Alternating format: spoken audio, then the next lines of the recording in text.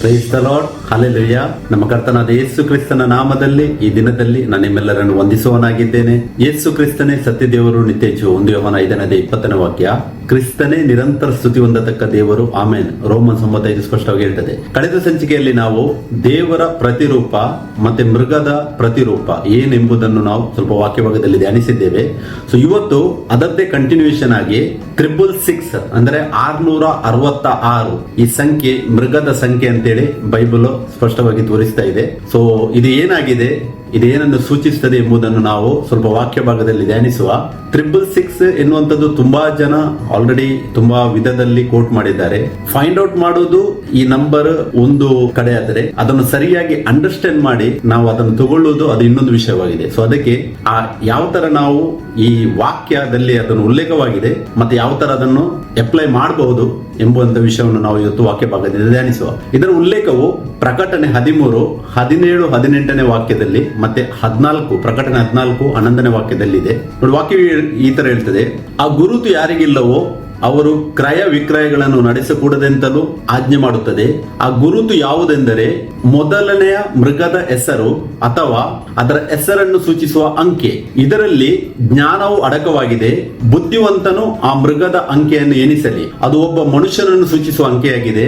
ಅದರ ಅಂಕೆಯು 666 ಅಂತೇಳಿ ವಾಕ್ಯ ಪ್ರಕಟಣೆ 13:17 ಹೇಳ್ತದೆ. ಇಲ್ಲಿ ನಾವು ಓದುವಾಗ ಗುರುತು ಅಂತೇಳಿ ಕ್ಲಿಯರ್ ಉಂಟು. ಅದಕ್ಕೆ ಇಂಗ್ಲಿಷ್ ಅಲ್ಲಿ ಮಾರ್ಕ್ ಅಂತೇಳಿ ಬರೆದಿದ್ದಾರೆ. ಮತ್ತೆ ಅದು ಏನಾಗಿದೆ ಅಂತ ಹೇಳ್ತದೆ ವಾಕ್ಯ, ಮೊದಲನೇ ಮೃಗದ ಹೆಸರು ಅಥವಾ ಹೆಸರನ್ನು ಸೂಚಿಸುವ ಅಂಕೆ, ಅಂದರೆ ಅದು ಒಬ್ಬ ಮನುಷ್ಯನನ್ನು ಸೂಚಿಸುವ ಅಂಕೆ ಆಗಿದೆ ಅಂತೇಳಿ 18ನೇ ವಾಕ್ಯ ಹೇಳುತ್ತದೆ. ಮತ್ತೆ ಆ ಅಂಕೆ ಏನಾಗಿದೆ, 666 ಆಗ್ಬೇಕಂತೇಳಿ ವಾಕ್ಯ ಹೇಳುತ್ತದೆ. ಪ್ರಕಟಣೆ 14:11 ಕೂಡ ನೋಡಿ ಈ ತರ ಹೇಳ್ತದೆ: ಅಂತವರ ಯಾತನೆಯ ಹೊಗೆಯು ಯುಗ ಯುಗಾಂತರಗಳಲ್ಲಿ ಏರುತ್ತಾ ಹೋಗುತ್ತದೆ.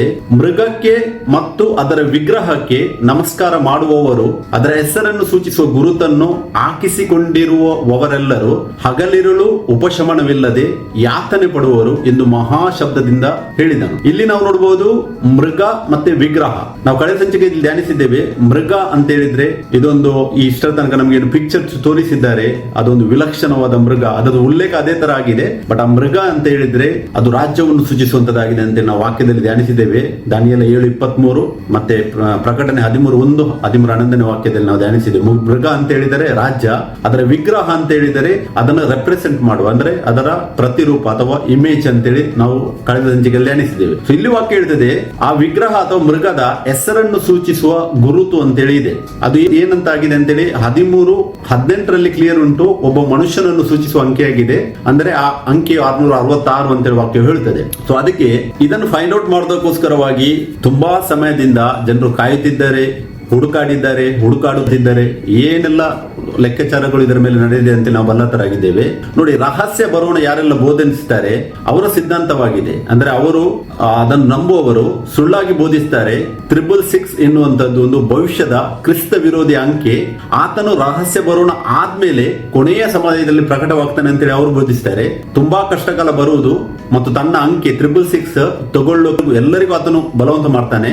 ಆದರೆ ನಿಜವಾದ ನಂಬಿಗಸ್ತರು ಆಗಲೇ ಪರಲೋಕಕ್ಕೆ ಹೋಗಿರುತ್ತಾರೆ ಅಂತೇಳಿ ಅವರು ಬೋಧಿಸ್ತಾರೆ. ಇದೊಂದು ಸುಳ್ಳು ಬೋಧನೆಯಾಗಿದೆ. ಸೀಕ್ರೆಟ್ ರ್ಯಾಪ್ಚರ್ ಎನ್ನುವಂಥದ್ದು ಬೈಬಲ್ ಎಲ್ಲೂ ಮಾತಾಡುವುದಿಲ್ಲ. ನಾವು ಇದರ ಬಗ್ಗೆ ಒಂದು ಆಲ್ರೆಡಿ ವಿಡಿಯೋ ಮಾಡಿದ್ದೇವೆ. ಮತ್ತೆ ಈ ರಹಸ್ಯ ಬರೋಣ ಏನಿದೆ, ಇದನ್ನು ಸ್ಟಾರ್ಟ್ ಮಾಡಿದವರು ರೋಮನ್ ಕ್ಯಾಥಲಿಕ್ ಸಭೆಯಾಗಿದೆ. ಅವರು ಸ್ಟಾರ್ಟ್ ಮಾಡಿದ ಆ ಸೆಂಚುರಿ 18th ಸೆಂಚುರಿ 1830ಯಲ್ಲಿ ಜಾನ್ ನೆಲ್ಸನ್ ದರ್ಬಿ ಆತನ ಮೊದಲು ಸ್ಟಾರ್ಟ್ ಮಾಡಿದ್ದ. ಮತ್ತೆ ಅದರದ್ದೇ ಕಂಟಿನ್ಯೂಷನ್ ಆಗಿದೆ. ಕ್ರಿಸ್ತ ವಿರೋಧಿಯು ಒಬ್ಬ ಇಂಡಿವಿಜುವಲ್ ಪರ್ಸನ್ ಅಂತ ಹೇಳಿ ಮತ್ತೆ ಆತನ ಕೊನೆಯ ಸಮಯದಲ್ಲಿ ಪ್ರಕಟವಾಗ್ತಾನೆ ಅಂತ ಬೈಬಲ್ ಎಲ್ಲೂ ಹೇಳುವುದಿಲ್ಲ. ಯೇಸು ನಮ್ಮನ್ನು ಕಡೇ ದಿನದಲ್ಲಿ ಎಬ್ಬಿಸುವುದಂತೇಳಿ ವಾಕ್ಯ ಹೇಳುತ್ತದೆ. ಆದರೆ ಸೀಕ್ರೆಟ್ ರ್ಯಾಪ್ಚರ್ ಅವರು ಏನ್ ಹೇಳ್ತಾರೆ, ಆ ಕ್ರಿಸ್ತ ವಿರೋಧಿ ಏನಿದ್ದಾನೆ ಆತನು ಲಾಸ್ಟ್ಗೆ ರ್ಯಾಪ್ಚರ್ ಆದ್ಮೇಲೆ ಮತ್ತೆ ಪ್ರಕಟವಾಗ್ತಾನೆ, ಮತ್ತೆ ತುಂಬಾ ಕಷ್ಟಕಾಲ ಇರುವುದು ಅಂತೇಳಿ ಅವರ ಬೋಧನೆ ಆಗಿದೆ. ಅದು ಆಕ್ಚುಲಿ ವಾಕ್ಯಾಧಾರಿತ ಅಲ್ಲ.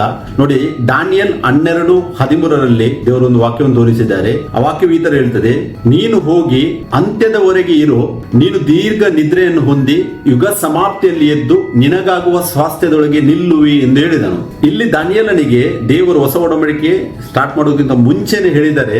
ಏನಂತ ಹೇಳ್ತಾ ಇದ್ದಾರೆ, ಯುಗ ಸಮಾಪ್ತಿಯಲ್ಲಿ ಎದ್ದು ಅಂತ ಹೇಳ್ತಾರೆ. ಅಂದ್ರೆ ಲಾಸ್ಟ್ ಡೇ ಅಲ್ಲಿ ಹೇಳುವುದಂತೇಳಿ ಇಲ್ಲಿ ಕೂಡ ವಾಕ್ಯವು ಸ್ಪಷ್ಟವಾಗಿ ತೋರಿಸ್ತದೆ ನಮಗೆ. ಯುಗದ ಸಮಾಪ್ತಿಯಲ್ಲಿ ದಾನಿಯೇಲನಿಗೆ ಹೇಳ್ಬೇಕಂತೇಳಿ ದೇವರು ಇಲ್ಲಿ ಕೂಡ ಸೂಚಿಸ್ತಾ ಇದ್ದಾರೆ. ಮತ್ತೆ 28:20 ಕೂಡ ಯೇಸು ಕ್ರಿಸ್ತರು ಹೇಳಿದ್ದನ್ನು ನಾವು ಧ್ಯಾನಿಸಿದ್ದೇವೆ. ಅಲ್ಲಿ ವಾಕ್ಯ ಈ ತರ ಹೇಳ್ತದೆ ನೋಡಿ, ನಾನು ನಿಮಗೆ ಆಜ್ಞಾಪಿಸಿದ್ದನ್ನೆಲ್ಲ ಕಾಪಾಡಿಕೊಳ್ಳುವುದಕ್ಕೆ ಅವರಿಗೆ ಉಪದೇಶ ನೀಡಿರಿ, ನೋಡಿರಿ ನಾನು ಯುಗದ ಸಮಾಪ್ತಿಯವರೆಗೂ ಎಲ್ಲಾ ದಿವಸ ನಿಮ್ಮ ಸಂಗಡ ಇರುತ್ತೇನೆ ಅಂತ ಹೇಳಿದ್ದಾರೆ. ಅಂದ್ರೆ ಯುಗದ ಸಮಾಪ್ತಿ ತನಕ ಸಭೆ ಲೋಕದಲ್ಲಿ ಇರುವುದು. ಮತ್ತೆ ಯಾರೆಲ್ಲ ದೇವರಲ್ಲಿ ಇದ್ದುಕೊಂಡು ಸತ್ತಿದ್ದಾರೆ, ಫಾರ್ ಎಕ್ಸಾಂಪಲ್ ಓಲ್ಡ್ ಟೆಸ್ಟ್ಮೆಂಟ್ ಅಲ್ಲಿ ಯಾರೆಲ್ಲ ಸತ್ತಿದ್ದಾರೆ, ದಾನಿಯೇಲನ ವಾಕ್ಯ ಸೂಚಿಸುತ್ತದೆ ಆತನಿಗೂ ಯುಗದ ಸಮಾಪ್ತಿಯಲ್ಲಿ ಆತನು ಹೇಳುವವನು ಅಂತೇಳಿ ವಾಕ್ಯ ಉಂಟು. ಅಂದ್ರೆ ಓಲ್ಡ್ ಟೆಸ್ಟ್ಮೆಂಟ್ ಅಲ್ಲಿ ದೇವರಲ್ಲಿ ಇದ್ದುಕೊಂಡು ಸತ್ತವರಿಗೂ ಕೂಡ ಸೇಮ್ ಟೈಮ್ ರಿಸರೆಕ್ಷನ್, ಕ್ರಿಸ್ತನಲ್ಲಿ ಇದ್ದವರಿಗೂ ಕೂಡ ಸೇಮ್ ಟೈಮ್ ರಿಸರೆಕ್ಷನ್, ಮತ್ತೆ ಆ ಟೈಮ್ ಅಲ್ಲಿ ಯಾರು ಬಾಡಿಯಲ್ಲಿ ಇರ್ತಾರೆ ಅವರಿಗೂ ಕೂಡ ಸೇಮ್ ಟೈಮ್ ರಿಸರೆಕ್ಷನ್. ಅಂದ್ರೆ 3 ಟೈಪ್ಸ್ ಆಫ್ ಪೀಪಲ್ ಏನಿದ್ದಾರೆ ಒಂದೇ ಸಲ ಯೇಸು ಕ್ರಿಸ್ತನ ಎರಡನೇ ಬರವಣಿಗೆಯಲ್ಲಿ ಹೇಳುವವರಾಗಿದ್ದಾರೆ ಪ್ರಿಯರೇ. ಯಾಕೆಂದ್ರೆ ಒಬ್ಬ ಮನುಷ್ಯನಿಗೆ ಒಂದೇ ಸಾರಿ ಮರಣ, ಒಂದೇ ಸಾರಿ ಜೀವಿತ ಅಂತೇಳಿ ಎಬ್ರಿಯಸ್ 9:27-28 ಹೇಳ್ತದೆ. ಮತ್ತೆ ಪ್ರಕಟಣೆ 20:6 ವಾಕ್ಯ ಹೇಳ್ತದೆ, ಮೊದಲನೇ ಪುನರುತ್ಥಾನದಲ್ಲಿ ಸೇರಿರುವವನು ಧನ್ಯನು ಪರಿಶುದ್ಧನಾಗಿದ್ದಾನೆ. ಅಂದ್ರೆ ಒಂದೇ ಪುನರುತ್ಥಾನ ಇರುವುದು ಅಂತೇಳಿ ಬೈಬಲ್ ಸ್ಪಷ್ಟವಾಗಿ ನಮಗೆ ಉಲ್ಲೇಖವಾಗ್ತದೆ. ಮತ್ತೆ ಯೇಸು ಕ್ರಿಸ್ತರು ಕೂಡ ಯೋಹಾನ 6:44-6:54 ಹೇಳಿದ್ದಾರೆ, ನನ್ನ ಮಾಂಸವನ್ನು ತಿಂದು ನನ್ನ ರಕ್ತವನ್ನು ಕುಡಿಯುವವನು ನಿತ್ಯ ಜೀವವನ್ನು ಹೊಂದುತ್ತಾನೆ ಮತ್ತು ಆತನನ್ನು ನಾನು ಕಡೆಯ ದಿನದಲ್ಲಿ ಎಬ್ಬಿಸುವನು ಅಂತ ಹೇಳಿದ್ದಾರೆ ದೇವರು. ಕಡೆಯ ದಿನ ಅಂತ ಹೇಳಿದ್ರೆ ಲಾಸ್ಟ್ ಡೇ ಅಂತ ಹೇಳಿ ಇಂಗ್ಲಿಷ್ ಇದೆ. ಲಾಸ್ಟ್ ಡೇ ಆದ್ಮೇಲೆ ಮತ್ತೆ ಯಾವುದು ಇಲ್ಲ. ಅದಕ್ಕಿಂತ ಮುಂಚೆ ಏನು ಪ್ರಾಸಿಕ್ಯೂಷನ್ ಇದೆ, ಅದಕ್ಕಿಂತ ಮುಂಚೆ ಏನು ಕಷ್ಟಕಾಲ ಇದೆ, ಅದೆಲ್ಲವೂ ಮುಗಿಯುವುದು. ಅದಾದ್ಮೇಲೆ ದೇವರು ಸಭೆಯನ್ನು ಎತ್ತುವುದು ಅಂತೇಳಿ ವಾಕ್ಯವು ಸ್ಪಷ್ಟವಾಗಿ ಹೇಳ್ತದೆ. ಸೊ ಯೇಸು ಮೊದಲನೇ ಸಾರಿ ದೈಹಿಕವಾಗಿ ಯಾವಾಗ ಬಂದಿದ್ರು ಆ ಟೈಮಿನಿಂದ ಅಂತ್ಯಕಾಲ ಪ್ರಾರಂಭವಾಗಿದೆ ಅಂತೇಳಿ ಬೈಬಲ್ ನಮಗೆ ತೋರಿಸ್ತದೆ. ನಾವು ಹೆಬ್ರಿಯರ್ಸ್ 9:26 ಓದುವುದಾದರೆ ಅಲ್ಲಿ ಯೇಸು ಕ್ರಿಸ್ತನ ಮೊದಲನೆಯ ಆಗಮನ ಏನಿತ್ತು ಅದು ಎಂಡ್ ಆಫ್ ದಿ ಏಜಸ್ ಅಂತೇಳಿ ವಾಕ್ಯ ಅದು ಉಲ್ಲೇಖವಾಗಿ ತೋರಿಸ್ತಾ ಇದೆ. ಎಂಡ್ ಆಫ್ ದಿ ಏಜಸ್ ಅಲ್ಲಿ ಯೇಸು ಕ್ರಿಸ್ತರು ಪ್ರಕಟವಾಗಿದ್ರು. ಮತ್ತೆ ಆಕ್ಟ್ಸ್ 2:17 ವಾಕ್ಯ ಹೇಳುತ್ತದೆ, ಅಲ್ಲಿ ಪೇತ್ರನು ಯೋವೇಲನು ಪ್ರವಾದನೆ ಮಾಡಿದ ವಾಕ್ಯವನ್ನು 2000 ವರ್ಷಗಳ ಮುಂಚೆ, ಅಂದ್ರೆ ಸಭೆ ಯಾವಾಗ ಸ್ಥಾಪಕವಾಗಿತ್ತು ಆ ಟೈಮಲ್ಲಿ ಕೋಟ್ ಮಾಡಿ ಹೇಳ್ತಾನೆ ಆತನು, ಈ ಕಡೇ ದಿನಗಳಲ್ಲಿ ನಾವು ಇದ್ದೇವೆ ಅಂತೇಳಿ ಆ ಟೈಮಲ್ಲಿ ಆ ದೇವರು ತನ್ನ ಆತ್ಮವನ್ನು ಸುರಿಸುವ ವಿಷಯವನ್ನು ಉಲ್ಲೇಖಿಸಿದ್ದನ್ನು ನಾವು ಧ್ಯಾನಿಸಿದ್ದೇವೆ. ಮತ್ತೆ 1 ಜಾನ್ 2:18-19 ಕೂಡ ಯೋಹಾನನು ಅಲ್ಲಿ ಆ ಕ್ರಿಸ್ತ ವಿರೋಧಿಯ ಬಗ್ಗೆ ಹೇಳುವಾಗ ಆತನ ಹೇಳ್ತಾನೆ, ಅಲ್ಲಿ ಮಕ್ಕಳಿರ ಇದು ಕಡೆಯ ಗಳಿಗೆ ಆಗಿದೆ ಅಂತೇಳಿ ಆತನ ಹೇಳಿದ್ದಾನೆ. ಅಂದ್ರೆ 2000 years ಆಯ್ತು ಇವಾಗ ಕಡೆಯ ಗಳಿಗೆ ಸ್ಟಾರ್ಟ್ ಆಗಿ. ಯೇಸು ಕ್ರಿಸ್ತರು ಯಾವಾಗ ದೇಹದಲ್ಲಿ ಲೋಕದಲ್ಲಿ ಪ್ರಕಟವಾಗಿದ್ದಾರೋ ಆ ಟೈಮ್ ಇಂದ ಹಿಡಿದು ಅಲ್ಲಿಂದ ಎಂಡ್ ಟೈಮ್ಸ್ ಅಂತೇಳಿ ಸ್ಪಷ್ಟವಾಗಿ ನಮಗೆ ವಾಕ್ಯ ಭಾಗದಲ್ಲಿ ಅರಿಯಲಿಕ್ಕೆ ಆಗ್ತದೆ ಪ್ರಿಯರೇ. ಸೊ ಅದಕ್ಕೆ ಸೀಕ್ರೆಟ್ ರ್ಯಾಪ್ಚರ್ ಏನಿದೆ ಅದೊಂದು ಸುಳ್ಳಾದ ಡಾಕ್ಟ್ರಿನ್ ಅಂತೇಳಿ ವಾಕ್ಯವು ಇಡೀ ಬೈಬಲ್ ನಮಗೆ ಸ್ಪಷ್ಟವಾಗಿ ತೋರಿಸ್ತದೆ. ಮತ್ತೆ ಬೈಬಲ್ ಹೇಳ್ತದೆ ಕ್ರಿಸ್ತ ವಿರೋಧಿಗಳು ಪ್ರಕಟವಾಗುತ್ತಾರೆ. ಒಬ್ಬ ಕ್ರಿಸ್ತ ವಿರೋಧಿ ಅಂತೇಳಿ ಬೈಬಲ್ ಎಲ್ಲೂ ಹೇಳುವುದಿಲ್ಲ. ಅದೇ 1 ಜಾನ್ 2:18-19 ಯೋಹಾನ ಕೂಡ ಸ್ವತಃ ಹೇಳಿದ್ದಾರೆ ಕ್ರಿಸ್ತ ವಿರೋಧಿಗಳು ಪ್ರಕಟವಾಗ್ತಾರೆ. ಮತ್ತೆ ಮತ್ತಾಯ 24:5 ಮತ್ತಾಯ 24:24 ಯೇಸು ಕ್ರಿಸ್ತರು ಸ್ವತಃ ಹೇಳಿದ್ದಾರೆ ಕ್ರಿಸ್ತ ವಿರೋಧಿಗಳು ಪ್ರಕಟವಾಗ್ತಾರೆ ಅಂತೇಳಿ. ಅದು ಆಲ್ರೆಡಿ ಅದೇ ಟೈಮಲ್ಲಿ ಆಗಿದ್ದಾರೆ, ಇವಾಗಲ್ಲ. ಪೌಲನು ಕೂಡ ಉಲ್ಲೇಖ ಮಾಡಿದ್ದಾನೆ 2 ಥೆಸಲೋನಿಕ 2ನೇ ಅಧ್ಯಾಯದಲ್ಲಿ ಅಧರ್ಮ ಸ್ವರೂಪನ ಅಂತ ಹೇಳಿದ್ದಾನೆ ಆತನಿಗೆ. ಅಧರ್ಮ ಸ್ವರೂಪ ಅಂತ ಹೇಳಿದರೆ ಸನ್ ಆಫ್ ಪರ್ಡಿಷನ್ ಅಂತೇಳಿ ಇಂಗ್ಲಿಷ್ ಅಲ್ಲಿ ವಾಕ್ಯ ಉಂಟು. ಆ ಸನ್ ಆಫ್ ಪರ್ಡಿಷನ್ ಯೇಸು ಕ್ರಿಸ್ತರು ಸ್ವತಃ ಜೂದಸ್ ಇಸ್ಕರಿಯೋತಿಗೆ ಹೇಳಿದರು, ಆಂಟಿ ಕ್ರೈಸ್ಟ್ ಆ ಸ್ಪಿರಿಟ್ ಏನಿದೆ ಅದು ಸನ್ ಆಫ್ ಪರ್ಡಿಷನ್ ಸ್ಪಿರಿಟ್ ಇರುವುದು ಅಂತೇಳಿ ವಾಕ್ಯ ಸ್ಪಷ್ಟವಾಗಿ ಹೇಳ್ತದೆ. ಸೊ ಅದಕ್ಕೆ ಬೈಬಲ್ ಹೇಳ್ತದೆ ಕ್ರಿಸ್ತ ವಿರೋಧಿಗಳು ಪ್ರಕಟವಾಗ್ತಾರೆ. ಕ್ರಿಸ್ತ ವಿರೋಧಿಗಳು ಮನುಷ್ಯರ ಅನುಕ್ರಮವಾಗಿದ್ದಾರೆ, ಅಂದರೆ ಅದು ಸಕ್ಸೆಷನ್ ಆಫ್ ಮೆನ್ ಆಗಿದೆ. ಒಬ್ಬ ಕ್ರಿಸ್ತ ವಿರೋಧಿ ಅಂತೇಳಿ ಇಲ್ಲ, ತುಂಬಾ, ಅಂದ್ರೆ ಆ ಪುರುಷರ ಉತ್ತರಾಧಿಕಾರಿಯಾಗಿ ಅವರು ಪ್ರಕಟವಾಗ್ತಾರೆ. ಪ್ರಕಟಣೆ 2:12-13 ಯೇಸು ಕ್ರಿಸ್ತರು ಪೆರ್ಗಮ ಸಭೆಗೆ ಬರೆಯುವಾಗ ಕೂಡ ಅಲ್ಲಿ ಹೇಳ್ತಾರೆ, ಅವರು ಸೈತಾನನ ಸಿಂಹಾಸನವಿರುವ ಸ್ಥಳ ಅದು ಪೆರ್ಗಮ ಸಭೆ ಅಂತೇಳಿ ಅಲ್ಲಿ ಉಲ್ಲೇಖವಾಗಿದ್ದಾರೆ. ಪ್ರಕಟಣೆ 2:12-13 ಇದೆ. ಮತ್ತೆ ಇದೊಂದು ಟೈಮ್ ಲಿಮಿಟ್ ಸ್ಟಾರ್ಟ್ ಆಗಿದ್ದು AD 313 ಯಾವಾಗ ಈ ರೋಮನ್ ಧರ್ಮವೇನಿತ್ತು ಅದು ರೋಮನ್ ಕ್ಯಾಥಲಿಕ್ ಆಗಿ ಚೇಂಜ್ ಆಗ್ತದಲ್ಲ 313 ಕಾನ್ಸ್ಟಂಟೈನ್ ಗ್ರೇಟ್ ಕಿಂಗ್ ಇದ್ದ. ಅಲ್ಲಿಂದ ಆ ಪೆರ್ಗಮ ಸಭೆಗೆ ದೇವರು ಹೇಳಿದ್ದಾರೆ ಸೈತಾನನ ಸಿಂಹಾಸನವಿರುವ ಅದು ಸ್ಥಳ ಇರುವ ಆ ಸಭೆ ಅಂತೇಳಿ ಅವರು ಉಲ್ಲೇಖ ಮಾಡಿದ್ದಾರೆ. ಸೊ ಆ ಸಭೆಯ ಅವಧಿ AD 313 ಪ್ರಾರಂಭವಾಗಿದೆ. ಅದು ಸ್ಪಷ್ಟವಾಗಿ ರೋಮನ್ ಪೇಗನ್ ಧರ್ಮವನ್ನು ತನ್ನ ರೂಪವನ್ನು ರೋಮನ್ ಕ್ಯಾಥಲಿಕ್ ಆಗಿ ಬದಲಿಸುವುದನ್ನು ಸೂಚಿಸುತ್ತದೆ ಪ್ರಿಯರೇ. ಈ 666 ನಂಬರ್ ಐಡೆಂಟಿಫೈ ಆಗಿ ಇವಾಗ ಆಲ್ರೆಡಿ 1800 years ಆಯಿತು. ಯಾಕಂದ್ರೆ AD 90-95 ದೇವರು ಪ್ರಕಟಣೆಯನ್ನು ಕೊಟ್ಟಿದ್ರು ಯೋಹಾನನಿಗೆ. ಬಟ್ ಆ AD 120 ನಂತರ ಆ ಟೈಮಲ್ಲಿ ಒಬ್ಬ ಐರಿನಿಯಸ್ ಅಂತ ಹೇಳಿ ಒಬ್ಬ ಶಿಷ್ಯ ಇದ್ದ. ಆತನು ಯೋಹಾನನ ಅಪೊಸ್ತಲ ಯೋಹಾನನ ಶಿಷ್ಯನಾದ ಪಾಲಿಕಾರ್ಪನ ಟೈಮಲ್ಲಿ ಇದ್ದ ಆತನು. ಆ ಐರಿನಿಯಸ್ ಅದೇ ಸಮಯದಲ್ಲಿ ಹೇಳಿದ್ದಾನೆ ಆ 666 ಅದು ಏನಾಗಿದೆ ಅಂತೇಳಿ ಅವರು ಆ ಟೈಮಲ್ಲಿ ಫೈಂಡ್ ಔಟ್ ಮಾಡ್ತಾ ಇದ್ರು. ಮತ್ತೆ ಅವರಿಗೆ ಅದಕ್ಕೆ ಆನ್ಸರ್ ಕೂಡ ಸಿಕ್ಕಿದೆ, ಅದು ಯಾರು ಏನಂತೇಳಿ ಅವರು ಫೈಂಡ್ ಔಟ್ ಮಾಡಿದ್ದಾರೆ, ನಾವು ಮುಂದೆ ಧ್ಯಾನಿಸುವ. ಸೊ ಅಲ್ಲಿ ಒಂದು ಯೋಹಾನನು ಬರೆಯುವ ವಾಕ್ಯದಲ್ಲಿ ರೆವಲ್ಯೂಷನ್ 13:18 ನಲ್ಲಿ ಅದನ್ನೊಂದು ಪಾಯಿಂಟ್ ಉಲ್ಲೇಖ ಮಾಡಿದ್ದಾನೆ. ಅದನ್ನ ಹೇಳ್ತಾನೆ ಅಲ್ಲಿ, ಇದರಲ್ಲಿ ಜ್ಞಾನವು ಅಡಕವಾಗಿದೆ, ಬುದ್ಧಿವಂತನು ಆ ಮೃಗದ ಅಂಕೆಯನ್ನು ಎಣಿಸಲಿ ಅಂತ ಹೇಳಿದ್ದಾನೆ. ಜ್ಞಾನ ಅಡಕವಾಗಿದೆ ಅಂತೇಳಿ ಆತನೊಂದು ಅಲ್ಲಿ ಕಂಡೀಷನ್ ಹಾಕಿದ್ದಾನೆ. ಆ ವಾಕ್ಯದ ರಹಸ್ಯವನ್ನು ಪರಿಹರಿಸಲು ಗಂಭೀರವಾದ ಪ್ರಯತ್ನವು ಸಂಪೂರ್ಣವಾಗಿ ಆಲ್ರೆಡಿ ನಡೆದಿದೆ, ಇವಾಗಲೂ ನಡೀತಾ ಇದೆ. ತುಂಬಾ ಜನರಿಗೆ ಇನ್ನೂ ಕನ್ಫ್ಯೂಷನ್ ಅಲ್ಲಿ ಇದ್ದಾರೆ. ಬಟ್ ಯಾರೆಲ್ಲ ವಾಕ್ಯದಲ್ಲಿ ನೆಲೆಗೊಳ್ತಾರೆ ಅವರಿಗೆ ಕ್ಲಿಯರ್ ಆಗಿ ಗೊತ್ತಾಗ್ತದೆ ಅದು ಏನಂತೇಳಿ. ಸೊ ಅಲ್ಲಿ ಯೋಹಾನನು ಬರೀತಾನೆ 13:18 ಅಲ್ಲಿ, ಅದು ಒಬ್ಬ ಮನುಷ್ಯನನ್ನು ಸೂಚಿಸುವ ಅಂಕೆಯಾಗಿದೆ ಅಂತ ಹೇಳಿದೆ. 13:18 ಹೇಳಿದ್ದಾನೆ ಆತನು, ಒಬ್ಬ ಮನುಷ್ಯನನ್ನು ಸೂಚಿಸುವುದು ಅಂಕೆಯಾಗಿದೆ. ಅದರ ಅಂಕೆಯು 666. ಇವಾಗ 666 ಎಂಬುವಂತದ್ದು ಅದು ಮೃಗದ ಗುರುತು ಎಂಬುವಂತದ್ದು ಸ್ಪಷ್ಟವಾಗಿ ನಮಗೆ ತೋರಿಸಿದೆ. ಮೃಗ ಅಂತ ಹೇಳಿದ್ರೆ ಕೂಡ ಹೇಳ್ತೇನೆ ರಾಜ್ಯ, ಮತ್ತೆ ಅದರ ವಿಗ್ರಹದ ಹೆಸರನ್ನು ಸೂಚಿಸುವ ಗುರುತು ಅಂತೇಳಿ 40:11 ನಲ್ಲಿ ಹೇಳ್ತದೆ. ವಿಗ್ರಹದ ಹೆಸರನ್ನು ಸೂಚಿಸುವ ಮೃಗ, ರಾಜ್ಯ, ವಿಗ್ರಹ ಏನಾಗಿದೆ, ಇಮೇಜ್, ಆ ರಾಜ್ಯದ ಇಮೇಜ್ ಏನಾಗಿದೆ ಅದು. ತುಂಬಾ ಜನ ಹೇಳ್ತಾರೆ ಅದೊಂದು ಮೈಕ್ರೋಚಿಪ್, ಟ್ಯಾಟು, ಬಾರ್ಕೋಡ್ ಈ ತರ ಅಂತೇಳಿ. ಆ ತರ ಅಲ್ಲ, ಯಾಕಂದ್ರೆ ವಾಕ್ಯ ಹೇಳ್ತಾ ಇದೆ ಅದು ಮನುಷ್ಯನ ಹೆಸರು ಅಂತೇಳಿ 13:18 ನಲ್ಲಿ ಸ್ಪಷ್ಟ ಉಂಟು. ಸೊ ಇದು ಒಬ್ಬ ಮನುಷ್ಯನ ಸಂಖ್ಯೆಯು ಅಗತ್ಯವಾಗಿ ಮನುಷ್ಯನ ಹೆಸರನ್ನು ಸೂಚಿಸುವುದರ ಬೇಕಾಗಿರುವುದರಿಂದ ಯೋಹಾನ ಅವುಗಳನ್ನು ವಿಚಿತ್ರ ಘಟನೆಯನ್ನಾಗಿ ಮಾಡಿದ್ದಾರೆ. ಅಂದ್ರೆ ಎರಡು ವಿಷಯಗಳು ಒಟ್ಟೊಟ್ಟಿಗೆ ಆಗ್ಬೇಕು. ಒಂದೊಂದು ಮನುಷ್ಯನ ಹೆಸರು ಆಗ್ಬೇಕು, ಮತ್ತೆ ಆ ಹೆಸರಿನ ಆಲ್ಫಾಬೆಟ್ಸ್ ಏನಿದೆ ಅದನ್ನು ಟೋಟಲ್ ಮಾಡುವಾಗ ಅದು 666 ಬರಬೇಕಂತೇಳಿ ವಾಕ್ಯವನ್ನು ಸ್ಪಷ್ಟವಾಗಿ ಹೇಳ್ತದೆ. ಮನುಷ್ಯನ ಹೆಸರು ಹಿಬ್ರು ಅಥವಾ ಲ್ಯಾಟಿನ್ ಅಥವಾ ಬೇರೆ ಯಾವುದೇ ಲ್ಯಾಂಗ್ವೇಜ್ ಅಲ್ಲಿ ಇರಬಾರ್ದು. ಹೊಸ ಒಡಂಬಡಿಕೆ ಬರೆದದ್ದು ಯಾವುದಲ್ಲಿ, ಗ್ರೀಕ್ ಅಲ್ಲಿ. ಸೊ ಹಾಗಿದ್ರೆ ಆ ವರ್ಡ್ ಕೂಡ ನಮಗೆ ಗ್ರೀಕ್ ಅಲ್ಲಿ ಸಿಗಬೇಕು ಎಂಬುವಂತದ್ದು ಸ್ಪಷ್ಟವಾಗಿ ನಾವು ವಾಕ್ಯದಲ್ಲಿ ಮೊದಲು ಅರಿಯಬೇಕು. ಸೊ ನೋಡಿ, ಈ ಸಂಖ್ಯೆಯನ್ನು ನಾವು ಕಂಡುಹಿಡಿಯಬೇಕಾದರೆ ನಾವು ಕೆಲವೊಂದು ಬೈಬಲ್ ನಿಯಮಗಳನ್ನು ಪಾಲಿಸಬೇಕಾಗ್ತದೆ. ರೂಲ್ಸ್ ಟು ಫಾಲೋ ಅದು ಯಾವುದಾಗಿದೆ, ಒಂದು ಮೊದಲನೇದು ಆ ಪದ ಏನಿದೆ ಅದು ಗ್ರೀಕ್ ಪದವಾಗಿರಬೇಕು. ರೀಸನ್ ಏನು, ಬೈಬಲ್ ನ್ಯೂ ಟೆಸ್ಟ್ಮೆಂಟ್ ಏನಿದೆ ಅದು ಗ್ರೀಕ್ ಅಲ್ಲಿ ಬರೆದದ್ದಾಗಿದೆ. ಮತ್ತೆ ಆ ಪದವೇನಿದೆ ಅದು ಮನುಷ್ಯನ ಹೆಸರನ್ನು ಸೂಚಿಸಬೇಕು. ಯಾವುದೇ ಕಂಪ್ಯೂಟರ್ ಅಥವಾ ಟ್ರೇಡ್ ಅಥವಾ ಬೇರೆ ಯಾವುದರದ್ದು ಸಂಖ್ಯೆ ಆಗಿರಬಾರ್ದು, ಯಾವ ಹೆಸರಾಗಿರಬಾರ್ದು. ವಾಕ್ಯ ಸ್ಪಷ್ಟವಾಗಿ ಹೇಳ್ತಾ ಉಂಟು ಅದು ಮನುಷ್ಯನ ಹೆಸರನ್ನು ಸೂಚಿಸಬೇಕಂತೇಳಿ. ಮತ್ತೆ ಈ ಪದವು ಮನುಷ್ಯನ ಹೆಸರಿನ ಸಂಖ್ಯೆಯನ್ನು ಜೋಡಿಸಿದಾಗ ಅದು 666 ಬರ್ಬೇಕಂತೇಳಿ ಹೇಳ್ತದೆ. ಅಂದ್ರೆ ಅದರ ಆಲ್ಫಾಬೆಟ್ಸ್ ಏನಿದೆ ಅದನ್ನು ಟೋಟಲ್ ಮಾಡುವಾಗ ಅದರ ಕೌಂಟ್ ಕೂಡ 666 ಬರಬೇಕು.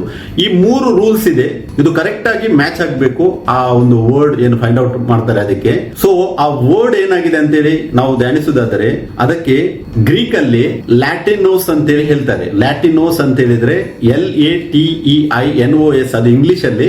ಬಟ್ ಅದಕ್ಕೆ ಗ್ರೀಕ್ ಅಲ್ಲಿ ಅದರದ್ದು ವರ್ಡ್ ಇದ್ದು ಲ್ಯಾಟಿನಸ್ ಇದ್ದು ವರ್ಡ್ ಇದ್ದ ಆಲ್ಫಾಬೆಟ್ ನಾವು ನೋಡುವುದಾದರೆ ಒಂದು ಎಲ್ ಅಂತ ಹೇಳಿದ್ರೆ ಲಾಂಬ್ಡಾ, ಆಲ್ಫಾ, ತಾವು, ಎಪ್ಸಿಲೋನ್, ಅಯೋಟಾ, ನೂ, ಒಮಿಕ್ರೋನ್ ಮತ್ತೆ ಸಿಗ್ಮಾ. ಈ 8 ವರ್ಡಿನ ಈ ವರ್ಡ್ ಏನಿದೆ ಇದೇ ಗ್ರೀಕ್ ಅಲ್ಲಿ ಲ್ಯಾಟಿನೋಸ್. ಗ್ರೀಕ್ ಅಲ್ಲಿ ಲ್ಯಾಟಿನೋಸ್ ಅಂತ ಹೇಳಿದ್ರೆ ಇದರ ಮೀನಿಂಗ್ ಟ್ರಾನ್ಸ್ಲೇಟ್ ಮಾಡುವಾಗ ಲ್ಯಾಟಿನ್ ಮ್ಯಾನ್ ಅಂತೇಳಿ ಬರ್ತದೆ. ಅಂದ್ರೆ ಇದು ಲ್ಯಾಟಿನೋಸ್ ಏನಿದೆ ಇದು ಮೃಗದ ನಿಜವಾದ ಮತ್ತು ಏಕೈಕ ಇದು ನಾಮಪದವಾಗಿದೆ. ಮತ್ತು ಇದು ಸರಿಯಾದ ಹೆಸರು ಬೈಬಲ್ ಅಲ್ಲಿ ಇಷ್ಟರ ತನಕ ಫೈಂಡ್ ಔಟ್ ಆದದ್ದಿದೆ. ಇನ್ನು ಬೇರೆ ತುಂಬಾ ಫೈಂಡ್ ಔಟ್ ಆದದ್ದು ಉಂಟು, ಅದನ್ನು ನಾವು ಮತ್ತೆ ಧ್ಯಾನಿಸುವ, ಯಾಕೆ ಅದು ಸೂಟ್ ಆಗುದಿಲ್ಲ ಅಂತೇಳಿ ಕೂಡ ನಾವು ನೋಡುವ. ಸೊ ಲ್ಯಾಟಿನೋಸ್ ಅಂದ್ರೆ ಲ್ಯಾಟಿನ್ ಮನುಷ್ಯ ಅಂತೇಳಿ ಸ್ಪಷ್ಟವಾಗಿ ಇದೆ. ನಾವು ಈ ಪದ ಏನಿದೆ ಲ್ಯಾಟಿನೋಸ್ ಇದನ್ನು ನಾವು ಬೈಬಲ್ಗೆ ನಾವು ಕನೆಕ್ಟ್ ಮಾಡಿ ನೋಡಿದ್ರೆ ಬೈಬಲ್ ನಿಯಮ ಏನಿದೆ ನಾನು ಹೇಳಿದೆ ಅದು ಗ್ರೀಕ್ ಪದವಾಗಿರಬೇಕು, ಮನುಷ್ಯನನ್ನು ಹೋಲಿಸಬೇಕು, ಮತ್ತೆ ಅದರ ನಂಬರ್ ಕೂಡ ಟೋಟಲ್ 666 ಬರಬೇಕು. ಸೊ ಹಾಗಿದ್ರೆ ಈ ಪದವನ್ನು ನಾವು ಬೈಬಲ್ ಆ ರೂಲ್ಸ್ ಪ್ರಕಾರ ನೋಡುವುದಾದರೆ ಈ ಲ್ಯಾಟಿನೋಸ್ ಅಂತೇಳಿ ಏನು ವರ್ಡ್ ಇದೆ ಅಲ್ಲ ಅದು ಗ್ರೀಕ್ ಪದವಾಗಿದೆ. ಯಾಕಂದ್ರೆ ಅದು ಲ್ಯಾಟಿನ್ ಅಲ್ಲ, ಗ್ರೀಕ್. ಲ್ಯಾಟಿನ್ ಮ್ಯಾನ್ ಗೆ ಗ್ರೀಕ್ ಅಲ್ಲಿ ಲ್ಯಾಟಿನೋಸ್ ಅಂತ ಹೇಳ್ತಾರೆ. ಸೊ ಅದು ಗ್ರೀಕ್ ಪದ ಕರೆಕ್ಟ್ ಆಗಿ ಸೂಟ್ ಆಗ್ತದೆ. ಸೆಕೆಂಡ್ ನಿಯಮ 2 ಅದು ಮನುಷ್ಯನನ್ನು ಸೂಚಿಸ್ತದೆ. ಲ್ಯಾಟಿನ್ ಮ್ಯಾನ್ ಅಂತ ಹೇಳಿದ್ರೆ ಮನುಷ್ಯ, ಅದು ಮನುಷ್ಯನನ್ನು ಸೂಚಿಸ್ತಾ ಉಂಟು ಕರೆಕ್ಟ್ ಆಗಿ. ಮತ್ತೆ ನಿಯಮ 3 ಲೆಕ್ಕಾಚಾರದಲ್ಲಿ ಈ 666 ಸಂಖ್ಯೆ ಈ ಪದದಿಂದ ಬರುತ್ತದೆ ಅಂತ ನಾವು ನೋಡುವುದಾದರೆ ಯಾವಾಗ ಯೋಹಾನ ಬೈಬಲ್ ಬರೆದಿದ್ದಾನೋ ಆ ಟೈಮಲ್ಲಿ ಗ್ರೀಕ್ ಅಲ್ಲಿ ಇತ್ತು. 666 ಎನ್ನುವಂತ ನಂಬರ್ ಅದು ಮತ್ತೆ ಅಸ್ತಿತ್ವಕ್ಕೆ ಬಂದಿದ್ದು. ಬಟ್ ಅದನ್ನು ಜಾಯಿನ್ ಮಾಡುವಾಗ ಆ ಗ್ರೀಕ್ ಲೆಟರ್ಸ್ ಏನಿದೆ, ನಂಬರಿಂಗ್ ಇದೆ, ಗ್ರೀಕ್ ನಂಬರಿಂಗ್, ಅದನ್ನು ಜಾಯಿನ್ ಮಾಡುವಾಗ ಅದು 666 ಆಗ್ತದೆ. ಹೇಗೆ ಅಂತ ಕೇಳುವುದಾದರೆ ನೋಡಿ, 600 ಅಂತೇಳಿ ಏನು ಇವಾಗ ನಂಬರಿಂಗ್ ಇದೆ ಅದಕ್ಕೆ ಗ್ರೀಕ್ ಅಲ್ಲಿ ಚಿ ಅಂತೇಳಿ ಉಲ್ಲೇಖವಾಗಿದೆ. ಮತ್ತೆ 60 ಅದಕ್ಕೆ ಸಿ ಅಂತೇಳಿ, ಮತ್ತೆ 6 ನಂಬರ್ ಏನಿದೆ ಅದಕ್ಕೆ ಸ್ಟಿಗ್ಮಾ ಅಂತೇಳಿ ಗ್ರೀಕ್ ವರ್ಡ್ ಅದರದ್ದು. ಸೊ ಚಿ, ಸಿ, ಸ್ಟಿಗ್ಮಾ 666 ಇದನ್ನು 3 ಕೂಡಿಸಿದಾಗ 666 ಬರ್ತದೆ. ಗ್ರೀಕ್ ಅಲ್ಲಿ ಇದೇ ವರ್ಡ್ ಅದಕ್ಕೆ ಆತನು ಯೂಸ್ ಮಾಡಿದ್ದಾನೆ ಯೋಹಾನ, ಚಿ, ಸಿ, ಸ್ಟಿಗ್ಮಾ ಅಂತೇಳಿ ಕೊಟ್ಟಿದ್ದಾನೆ. ಸೊ ಅದನ್ನು ಟ್ರಾನ್ಸ್ಲೇಟ್ ಮಾಡುವಾಗ ಇವಾಗ ಈ ಇಂಗ್ಲಿಷ್ ನಂಬರಿಂಗ್ ಸಿಸ್ಟಮ್ ಏನಿದೆ ಅದರಲ್ಲಿ ಅದು 666 ಅಂತೇಳಿ ಸ್ಪಷ್ಟವಾಗಿ ಬರ್ತದೆ. ಎಲ್ ಲಾಂಬ್ಡಾ ಅಂತ ಹೇಳಿದ್ರೆ ಫಸ್ಟ್ ಒನ್ ನೋಡಿ ಅದರದ್ದು ವ್ಯಾಲ್ಯೂ 30 ಬರ್ತದೆ. ಸೆಕೆಂಡ್ ಆಲ್ಫಾ ಎ ಅದರದ್ದು ವ್ಯಾಲ್ಯೂ 1. ಥರ್ಡ್ ನೋಡಿ ತಾವು ಅದರದ್ದು 300. ಮತ್ತೆ ಫೋರ್ತ್ ನೋಡಿ ಎಪ್ಸಿಲೋನು ಅದರದ್ದು ವ್ಯಾಲ್ಯೂ 5. ಫಿಫ್ತ್ ನೋಡಿ ಅಯೋಟಾ ಅದರದ್ದು ವ್ಯಾಲ್ಯೂ 10. ಸಿಕ್ಸ್ತ್ ನೂ ಇದರದ್ದು ವ್ಯಾಲ್ಯೂ 50. 7th ನೋಡಿ ಒಮಿಕ್ರೋನ್, ಇದರ ವ್ಯಾಲ್ಯೂ 70. ಮತ್ತೆ 8th ಒನ್ ಸಿಗ್ಮಾ ಎಸ್, ಇದರ ವ್ಯಾಲ್ಯೂ 200. ಸೊ ಇದು 31, 300, 5, 10, 50, 70, 200 ಇದನ್ನು ಟೋಟಲ್ ಮಾಡುವಾಗ ಇದು 666 ಅಂತೇಳಿ ಬರ್ತದೆ. ಮತ್ತೆ ಈ ವರ್ಡ್ ಕೂಡ ಆ ಹೆಸರನ್ನು ಸೂಚಿಸ್ತದೆ. ಏನು ಹೆಸರು ಅಂತ ಹೇಳಿದ್ರೆ ಆ ಪೋಪ್ ಅಂತೇಳಿ ಆ ಟೈಟಲ್, ಮನುಷ್ಯನ ಟೈಟಲ್ ಅದನ್ನು ಸೂಚಿಸ್ತಾ ಉಂಟು. ಯಾಕಂದ್ರೆ ಮೃಗದ ಗುರುತು. ಸೊ ಅದು ಟೈಟಲ್.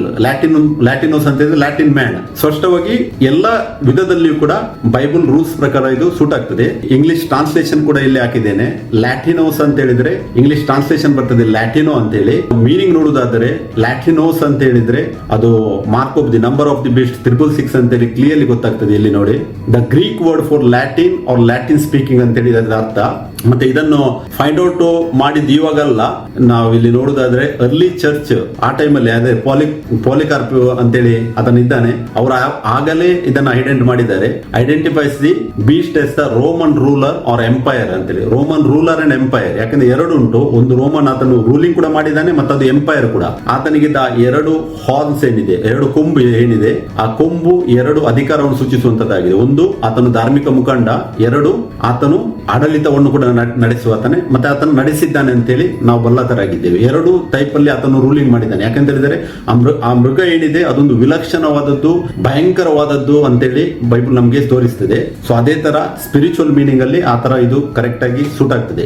ಈ ನ್ಯೂಮೆರಿಕಲ್ ಸಿಸ್ಟಮ್ಸ್ ಯಾಕೆ ಬೈಬಲ್ ಅಲ್ಲಿ ಉಲ್ಲೇಖ ಆಗಿದೆ, ಇಲ್ಲಿ ಯೋಹಾನ ಕೂಡ ಅದನ್ನು ಯಾಕೆ ಸೂಚಿಸ್ತಾನೆ ಅಂತ ಹೇಳಿದರೆ, ಸಂಖ್ಯಾತ್ಮಕ ವ್ಯವಸ್ಥೆಗಳು ಏನಿದೆ ಅದು ವ್ಯಾಪಾರವನ್ನು ಮಾಡಲು, ಸಮಯ ಪಾಲನೆ ಮಾಡಲು, ಮತ್ತೆ ದಾಖಲೆ ಪಾಲನೆ ಮಾಡಲು ಮುಂತಾದ ಚಟುವಟಿಕೆಗಳನ್ನು ಸರಿಯಾಗಿ ಯೂಸ್ ಮಾಡೋದಕ್ಕೆ ಯೂಸ್ ಮಾಡಿದಾಗಿದೆ. ನಾವು ಇವಾಗಲೂ ಕೂಡ ನೋಡಬಹುದು, ವ್ಯಾಪಾರದಲ್ಲಿ ನಂಬರಿಂಗ್ ಸಿಸ್ಟಮ್ ತುಂಬಾ ಕಾರ್ಯವಹಿಸುತ್ತದೆ. ಎಲ್ಲಾ ಕಡೆಯಲ್ಲಿ ಬಾರ್ಕೋಡಿಂಗ್ ನಾವು ನೋಡುವುದಾದ್ರೆ ಎಲ್ಲ ನಂಬರಿಂಗ್ ಸಿಸ್ಟಮ್ ಅದರಲ್ಲಿ ಕಾರ್ಯವಾಗುತ್ತದೆ. ಸಮಯ ಪಾಲನೆ, ಟೈಮ್ ಕೀಪಿಂಗ್ ಕೂಡ ನಾವು ಹಿಸ್ಟ್ರಿ ನೋಡಿದ್ರೆ BC AD ಎಲ್ಲ ನಂಬರಿಂಗ್ ಸಿಸ್ಟಮ್ ಅಲ್ಲಿ ವರ್ಕ್ ಆಗಿದೆ.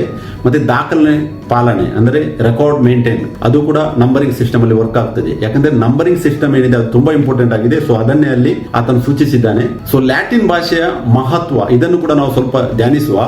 ನೋಡಿ, ಯಾವಾಗ ರೋಮ್ ಆಡಳಿತ ನಡೆಯುತ್ತಾ ಇತ್ತು ಇಸ್ರೇಲ್ ಅಲ್ಲಿ, ಆ ಟೈಮಲ್ಲಿ ಆಕ್ಚುಲಿ ಅವರು ರೋಮನ್ಸ್, ಈ ಗ್ರೀಕ್ ಭಾಷೆ ಏನಿದೆ ಅದು ರೋಮನ್ ಭಾಷೆ ಅಲ್ಲ. ಆಕ್ಚುಲಿ ಅವರು ಅದಕ್ಕಿಂತ ಮುಂಚಿನ ಮೃಗ ಏನಿತ್ತು ಗ್ರೀಸ್ ಭಾಷೆ, ಅದನ್ನೇ ಅವರು ಕಂಟಿನ್ಯೂ ಮಾಡಿದ್ರು. ಬಟ್ ಆ ಕಂಟಿನ್ಯೂ ಮಾಡುವಾಗ ಅವರು ಅಲ್ಲಿ ಚೇಂಜಸ್ ಕೂಡ ಮಾಡ್ತಾರೆ. ರೋಮನ್ ಯೇಸು ಕ್ರಿಸ್ತರು ಈ ಲೋಕದಲ್ಲಿದ್ದಾಗ ಅದೊಂದು ಯೂನಿಫೈಡ್ ಸಿಂಗಲ್ ಕಿಂಗ್ಡಮ್ ಆಗಿತ್ತು. ಬಟ್ 2 ಡಿವಿಷನ್ ಇತ್ತು ಅದರಲ್ಲಿ, ಒಂದು ವೆಸ್ಟರ್ನ್ ರೋಮನ್ ಎಂಪೈರ್, ಮತ್ತೊಂದು ಈಸ್ಟರ್ನ್ ರೋಮನ್ ಎಂಪೈರ್. ಆದರೆ ಆಡಳಿತ ಒಂದೇ ಇತ್ತು. ಡಿವೈಡ್ ಆದದ್ದು AD 476 ಅಲ್ಲಿ ಡಿವೈಡ್ ಆಗ್ತದೆ. ಸೊ ಇಲ್ಲಿ ಈ ಗ್ರೀಕ್ ಏನಿದೆ ಅದು ಮೈಸಿನಿಯ ನಾಗರಿಕತೆ ಅಂತ ಹೇಳಿ ಹೇಳ್ತದೆ. ಇದೊಂದು ಗ್ರೀಕ್ ಸಾಮ್ರಾಜ್ಯವಾಗಿದೆ. ಸೊ ಈ ಭಾಷಾ ಬದಲಾವಣೆಯ ಸಮಯ ರೇಖೆಯನ್ನು ನಾವು ಧ್ಯಾನಿಸುವುದಾದರೆ ಇದು 1ನೇ ಶತಮಾನದಲ್ಲಿ ಆಗಿದೆ. ಅಂದ್ರೆ ಯೇಸು ಕ್ರಿಸ್ತರು ಯಾವಾಗ ಈ ಲೋಕದಲ್ಲಿ ಬಂದಿದ್ರು ಆ ಟೈಮ್ ಅಲ್ಲಿ ಈ ವೆಸ್ಟರ್ನ್ ರೋಮ್ ಏನಿದೆ ಅವರು ಲ್ಯಾಟಿನ್ ಭಾಷೆ ಯೂಸ್ ಮಾಡ್ಲಿಕ್ಕೆ ಸ್ಟಾರ್ಟ್ ಮಾಡಿದ್ರು, ಅಂದ್ರೆ ಡೆವಲಪ್ ಮಾಡ್ಲಿಕ್ಕೆ ಸ್ಟಾರ್ಟ್ ಮಾಡಿದ್ರು. ಬಟ್ ಈಸ್ಟರ್ನ್ ಎಂಪೈರ್ ಏನಿದೆ ಅವರು ಗ್ರೀಕ್ ಭಾಷೆಯನ್ನೇ ಕಂಟಿನ್ಯೂ ಮಾಡಿದ್ರು. 6ನೇ ಶತಮಾನದಲ್ಲಿ ಈ ಜಸ್ಟಿನಿಯನ್ ಯಾರು ಪೋಪಿಗೆ ಅಧಿಕಾರ ಕೊಟ್ಟಿದ್ದಾನೆ, ಆತನು ಈಸ್ಟರ್ನ್ ರೋಮನ್ ಎಂಪೈರ್ ಆತನು, ಅವರು ಕಂಟಿನ್ಯೂ ಮಾಡ್ತಾರೆ ಇದೆ ಯಾವುದು ಗ್ರೀಕ್ ಲ್ಯಾಂಗ್ವೇಜ್. ಮತ್ತೆ 7ನೇ ಶತಮಾನದಲ್ಲಿ ಈ ಈಸ್ಟರ್ನ್ ರೋಮನ್ ಎಂಪೈರ್ ಚಕ್ರವರ್ತಿ ಏನಿದ್ದಾನೆ, ಆತನ ಹೆಸರು ಹೆರಾಕ್ಲಿಯಸ್ ಅಂತೇಳಿ, ಆತನು ಲ್ಯಾಟಿನ್ ಲ್ಯಾಂಗ್ವೇಜ್ ಗೆ ಸಪೋರ್ಟ್ ಮಾಡುವುದಿಲ್ಲ, ಆತನು ಗ್ರೀಕ್ ಅಲ್ಲೇ ಕಂಟಿನ್ಯೂ ಮಾಡ್ತಾನೆ. ಸೊ ವೆಸ್ಟರ್ನ್ ರೋಮನ್ ಏನಿದೆ ಅದು ಲ್ಯಾಟಿನ್ ಲ್ಯಾಂಗ್ವೇಜ್ ಅನ್ನು ಡೆವಲಪ್ ಮಾಡ್ತದೆ. ಬಟ್ ಈಸ್ಟರ್ನ್ ರೋಮನ್ ಎಂಪೈರ್ ಏನಿದೆ ಅವರು ಗ್ರೀಕ್ ಲ್ಯಾಂಗ್ವೇಜ್ ಅಲ್ಲಿ ಕಂಟಿನ್ಯೂ ಆಗ್ತದೆ.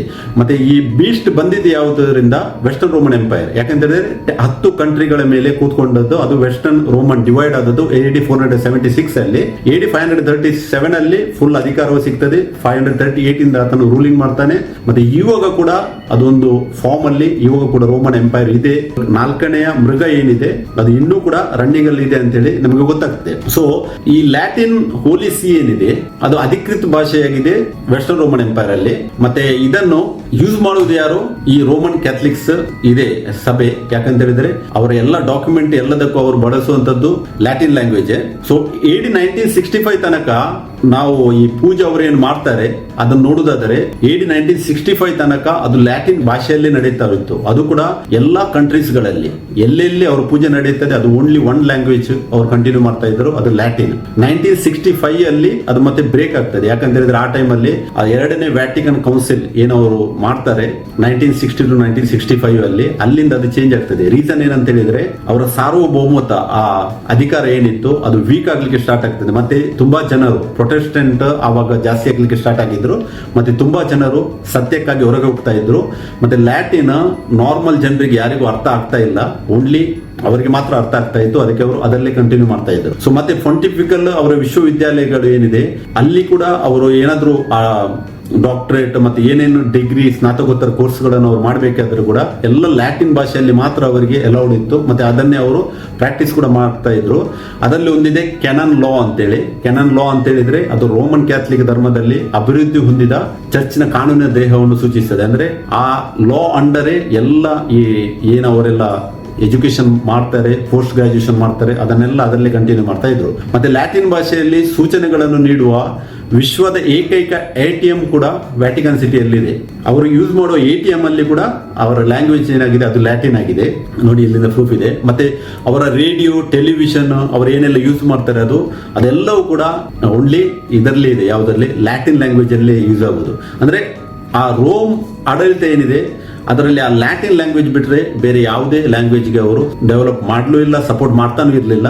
ಬಟ್ ಇವಾಗಲೂ ಕೂಡ ಅವರಲ್ಲಿ ಅದೇ ಎಲ್ಲ ಅವರ ಡಾಕ್ಯುಮೆಂಟ್ ಎಷ್ಟೆಲ್ಲ ಸಿಗ್ನೇಚರ್ ಆಗ್ತದೆ, ಏನೆಲ್ಲ ಅವರು ಶಾಸನ ತರ್ತಾರೆ ಅದೆಲ್ಲ ಲ್ಯಾಟಿನ್ ಲ್ಯಾಂಗ್ವೇಜ್ ಅಲ್ಲಿ. ಸೊ ಅದಕ್ಕೆ ಯಾಕೆಂದ್ರೆ ಲ್ಯಾಟಿನ್ ಮ್ಯಾನ್ ಏನಿದ್ದಾನೆ ಆತನು ಅದೇ ಶಾಸನವನ್ನು ರಿಲೀಸ್ ಮಾಡಿ ಅದರಲ್ಲೇ ಆತನು ಆಳ್ವಿಕೆ ನಡೆಸಿದ್ದನ್ನು ಹಿಸ್ಟ್ರಿ ಉಂಟು. ಸೊ ಪೋಪ್ ಏನಿದ್ದಾನೆ ಆತನು ಲ್ಯಾಟಿನ್ ಮನುಷ್ಯ, ಅಂದ್ರೆ ಲ್ಯಾಟಿನೋಸ್ ಅಂತೇಳಿ ಗ್ರೀಕ್ ವರ್ಡ್ ಇದು ಲ್ಯಾಟಿನೋಸ್. ಲ್ಯಾಟಿನೋಸ್ ಎಂಬ ಸರಿಯಾದ ಮತ್ತೆ ಪ್ರಾಪರ್ ಮೇಲ್ಮನವಿ ಹೆಸರು ಪೋಪ್ಗೆ ಎಲ್ಲಾ ರೀತಿಯಲ್ಲೂ ಅನ್ವಯಿಸ್ತದೆ. ಮೃಗದ ಹೆಸರನ್ನು ಹೊಂದಿರುವ ವ್ಯಕ್ತಿ ಅಂದ್ರೆ ಅರ್ಥ ಆತನು ಪೋಪ್ ಅಥವಾ ಆತನ ಹೆಸರಿನ ಸಂಖ್ಯೆ ಅದು ಕೂಡ 666 ಬರ್ತದೆ. ಸೊ ಆತನು ಭಾಷೆಯಿಂದ ಲ್ಯಾಟಿನ್ ಆಗಿರುವಂತೆಯೇ ಚುನಾವಣೆಯಿಂದ ಆತನು ರೋಮನ್ ಸರ್ವಾಧಿಕಾರಿ. ಆಧ್ಯಾತ್ಮಿಕವಾಗಿ ಮತ್ತೆ ದೈಹಿಕವಾಗಿ ಎರಡು ಟೈಪ್ನ ರೂಲಿಂಗ್ ಆತನು ಮಾಡಿದ್ದಾನೆ. ಇವಾಗಲೂ ಕೂಡ ಆ ಸಭೆ ಮೇಲೆ ಆತನು ಮಾಡ್ತಾ ಇದ್ದಾನೆ. ಆಧ್ಯಾತ್ಮಿಕವಾಗಿ ಕೂಡ ಆತನು ರೂಲಿಂಗ್ ಮಾಡ್ತಾನೆ, ದೈಹಿಕವಾಗಿ ಕೂಡ ಇವಾಗ ಆ ಸಭೆ ಇಲ್ಲಿದೆ. ಬಟ್ ಒಂದು ಟೈಮ್ ಇತ್ತು 1260 ಇಯರ್ಸ್ ಅಂದ್ರೆ ಪ್ರಕಟಣೆ 11ನೇ ಅಧ್ಯಾಯ ಏನಿದೆ ಅಲ್ಲಿದ್ದ ಆ ಇಬ್ಬರು ಸಾಕ್ಷಿಗಳು ದೇವರು ರೈಸ್ ಮಾಡುವಾಗ ಆ 1260 ಇಯರ್ಸ್ ಅಲ್ಲಿ AD 538 ಇಂದ AD 1798 ತನಕ ಅಷ್ಟು ವರ್ಷ ಆತನು ಫುಲ್ ಯುರೋಪ್ನ 10 ಕಂಟ್ರಿಗಳ ಮೇಲೆ ಅಧಿಕಾರವನ್ನು ಕೂಡ ಚಲಾಯಿಸಿದ್ದಾನೆ ಅಂತೇಳಿ ಇದಕ್ಕೆ ಹಿಸ್ಟ್ರಿ ಪ್ರೂಫ್ ಉಂಟು. ಸೊ ವಾಕ್ಯದ ಆಧಾರಿತವಾಗಿ ಎಲ್ಲವೂ ಇದು ನಡೆದಿದೆ. ಸೊ ಪೋಪ್ ಮೊದಲ ಮೃಗದ ಎಲ್ಲಾ ಶಕ್ತಿಯನ್ನು ಬಳಸುತ್ತಾನೆ. ನಾವು ವಾಕ್ಯ ನೋಡುವುದಾದರೆ ಪ್ರಕಟಣೆ 13:12 ನೋಡಿ ಈ ತರ ಹೇಳ್ತದೆ, ಈ ಮೃಗವು ಮೊದಲನೇ ಮೃಗದ ಅಧಿಕಾರವನ್ನೆಲ್ಲ ಅದರ ಸನ್ನಿಧಿಯಲ್ಲಿ ನಡೆಸುತ್ತದೆ. ಇದು ಮರಣಕರವಾದ ಗಾಯ ವಾಸಿಯಾದ ಮೊದಲನೆಯ ಮೃಗಕ್ಕೆ ಭೂಲೋಕವು ಭೂ ನಿವಾಸಿಗಳು ನಮಸ್ಕರಿಸುವಂತೆ ಮಾಡುವಂತದ್ದಾಗಿದೆ.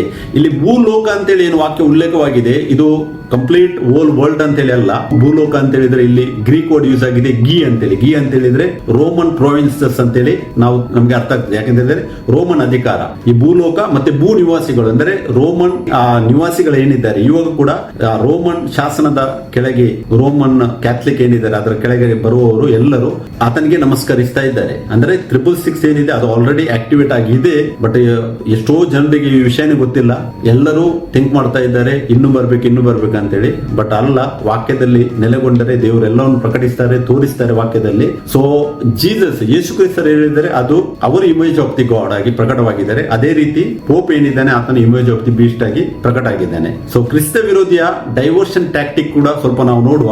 ಆತನ ಯಾವ ತರ ಡೈವರ್ಷನ್ ಮಾಡ್ಲಿಕ್ಕೆ ಆತನು ಪ್ರಕಟವಾಗಬಾರ್ದು ಅಂತೇಳಿ ಡೈವರ್ಷನ್ ಮಾಡ್ಲಿಕ್ಕೆ ಟ್ರೈ ಮಾಡಿದ್ದು ನೋಡಿ. ಆ ಕ್ರಿಸ್ತ ವಿರೋಧಿ ಪೋಪ್ ಏನಿದ್ದಾನೆ ತನ್ನ ನಿಜವಾದ ಗುರುತನ್ನು ಮರೆಮಾಚುವ ಅನೇಕ ಪ್ರಯತ್ನಗಳನ್ನು ಮಾಡಿದ್ದಾನೆ ಮತ್ತು ಈಗ ಕೂಡ ಆತನು ಮಾಡ್ತಾ ಇದ್ದಾನೆ. ಆತನ ಅನೇಕ ವರ್ಡ್ಸ್ ಗಳನ್ನು ಆತನ ಕ್ಲರ್ಜಿ ಟೀಮ್ ಏನಿದೆ ಅವರು ರೆಪ್ರೆಸೆಂಟ್ ಮಾಡಿದ್ದಾರೆ. ಒಂದು ಅಪೋಸ್ಟೇಟ್ಸ್ ಅಂತೇಳಿ ಅಂದ್ರೆ ಧರ್ಮಭ್ರಷ್ಟರು. ಈ ವರ್ಡ್ ಕೂಡ ಗ್ರೀಕ್ ಅಲ್ಲಿ ಸೂಟ್ ಆಗ್ತದೆ 666 ಅಪೋಸ್ಟೇಟ್ಸ್. ಮತ್ತೆ ಟ್ರೆಡಿಷನ್ ಈ ವರ್ಡ್ ಕೂಡ 666 ಅಂತೇಳಿ ಟೋಟಲ್ ಸಂಖ್ಯೆ ಬರ್ತದೆ. ಇಟಾಲಿಯನ್ ಚರ್ಚ್ ಗೆ ಕೂಡ ಈ ವರ್ಡ್ ಕೂಡ ಸೂಟ್ ಆಗ್ತದೆ. ದಿ ಲ್ಯಾಟಿನ್ ಕಿಂಗ್ಡಮ್ ಅಂತೇಳಿ ಕೂಡ ವರ್ಡ್ ಇದೆ, ಅದನ್ನು ಕೂಡ ಅವರು ತೋರಿಸಿದ್ದಾರೆ.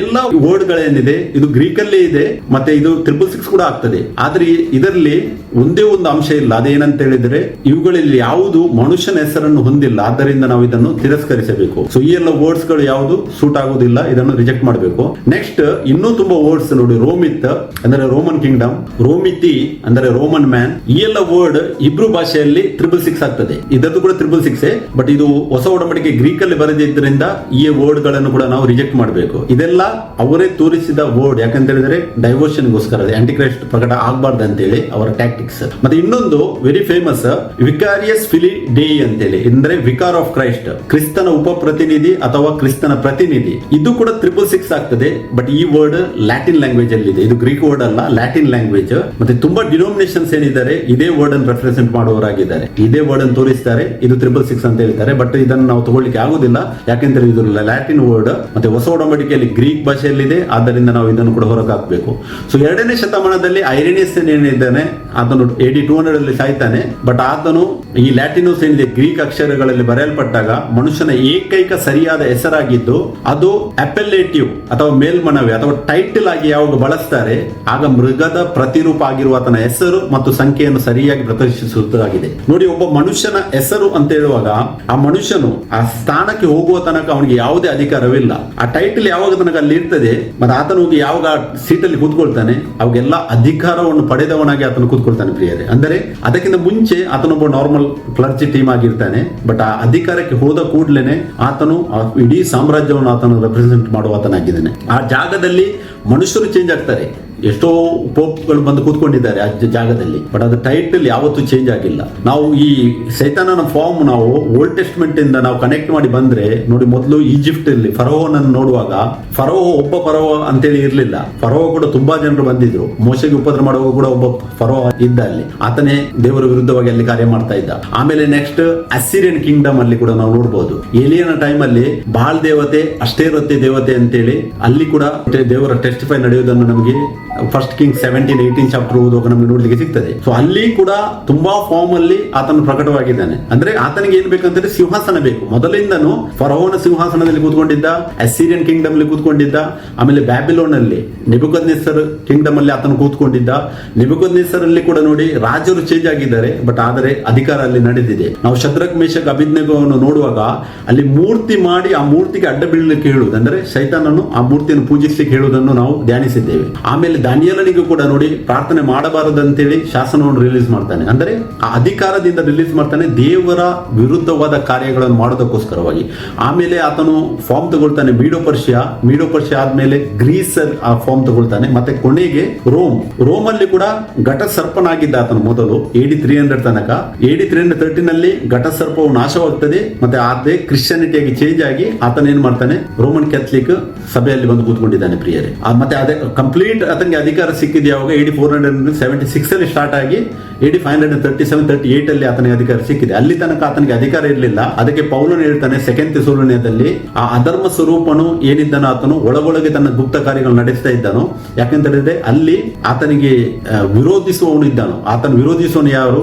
ರೋಮನ್ ಸೀಸರ್ಸ್ ಅಂತ ಹೇಳುವಾಗ ಒಬ್ಬ ಸೀಸರ್ ಅಲ್ಲ, ಆ ಸೀಸರ್ ಟೈಟಲ್ ಅಲ್ಲಿ ನೋಡಿದ್ರೆ ನಾವು ತುಂಬಾ ಸೀಸರ್ ಅಗಸ್ಟಸ್ ಮತ್ತೆ ಯೇಸು ಕ್ರಿಸ್ತನ ಟೈಮ್ ಅಲ್ಲಿ ತುಂಬಾ ಜನ ಸೀಸರ್ಸ್ ಇದ್ರು. ಆ ಸೀಸರ್ಸ್ ಕಂಟಿನ್ಯೂ ಆಗಿ ಅದು AD 300 ಅಲ್ಲಿ ಡಿಫೀಟ್ ಆಗ್ತದೆ. ಬಟ್ AD 476 ಅಲ್ಲಿ ಲಾಸ್ಟ್ ಸೀಸರ್ ಯಾರಿದ್ದಾನೆ, ರೋಮ್ಲಸ್ ಅಗಸ್ಟಲಸ್ ಅಂತೇಳಿ ವೆಸ್ಟರ್ನ್ ರೋಮನ್ ಅಂದ್ರೆ ಸೀಸರ್ ಇದ್ದ ಅಲ್ಲಿ. ಅಲ್ಲಿಂದ ವೆಸ್ಟರ್ನ್ ರೋಮನ್ ಎಂಪರ್ ಅದು ಡಿವೈಡ್ ಆಗ್ತದೆ, ಮತ್ತೆ ಆ ಸೀಸರ್ ಆಳ್ವಿಕೆಗೆ ಅಲ್ಲಿ ಮುಗಿಯುತ್ತದೆ. ಅದು ಮುಗಿದ ಮೇಲೆ AD 476 ಅಲ್ಲಿ ಈ ಜರ್ಮನಿಕ್ ಬಾರ್ಬೇರಿಯನ್ ಕಿಂಗ್ ಯಾರಿದ್ದಾನೆ ಆತನ ಹೆಸರು ಕಿಂಗ್ ಒಡೈಸರ್ ಅಂತೇಳಿ, ಆತನು ಲಾಸ್ಟ್ ಎಂಪರರ್ ಅನ್ನು ಕೊಲ್ತಾನೆ, ರೋಮ್ಲಸ್ ಅಗಸ್ಟಲಸ್ ಅನ್ನು. ಅಲ್ಲಿಂದ ಮತ್ತೆ ಆತನ ತನ್ನ ಫಾರ್ಮ್ ಅನ್ನು ಚೇಂಜ್ ಮಾಡಿ ಈ ಎರಡು ಅಧಿಕಾರವನ್ನು ಹೊಂದುವುದನ್ನು ನೋಡಬಹುದು. ಒಂದು ಲೋಕದ ಅಧಿಕಾರ ಕೂಡ ಮಾಡ್ತಾನೆ ಆತನು, ಮತ್ತೆ ಸಭೆ ಒಳಗೆ ಕೂಡ ಮಾಡ್ತಾನೆ.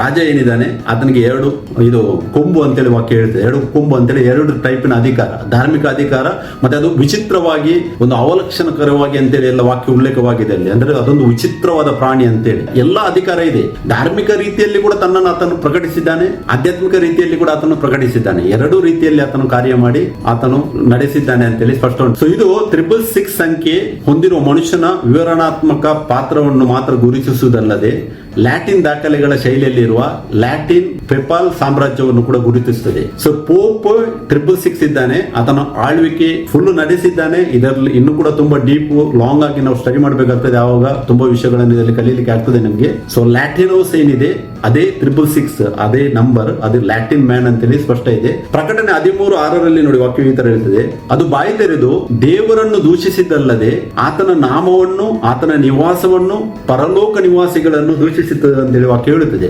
ದೇವರನ್ನು ದೂಷಿಸುವುದು ಹೇಗೆ? ದೇವರನ್ನು ದೂಷಿಸುವುದು, ದೇವರು ತನ್ನದಾಗಿಸಿಕೊಂಡ 3 ಟೈಪ್ ಆಫ್ ಆಫೀಸರ್ಸ್ ಇದೆ ಈ ಲೋಕದಲ್ಲಿ. ಯೇಸು ಕ್ರಿಸ್ತರು ಆಲ್ರೆಡಿ ಪ್ರಕಟವಾಗಿದ್ದಾರೆ. ದ ಗ್ರೇಟೆಸ್ಟ್ ಪ್ರಾಫಿಟ್ ಆಗಿ ಯೇಸು ಕ್ರಿಸ್ತರು ತಮ್ಮನ್ನು ಪ್ರಕಟಿಸಿದ್ದಾರೆ.